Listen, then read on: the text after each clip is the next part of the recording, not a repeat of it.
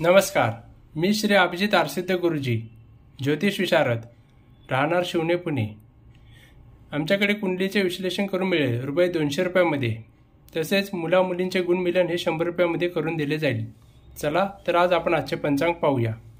वार सोमवार, तारीख 26 फेब्रुवारी 2024, तिथी द्वितीया रात्री 11:16 पर्यंत, नक्षत्र उत्तरा फाल्गुनी पहाटे 4:30 पर्यंत, योग धृती दुपारी 3:27 पर्यंत, करण तैतील सकाळी 9:56 पर्यंत, रास सिंह सकाळी 8:11 पर्यंत, नंतर कन्या रास चालू।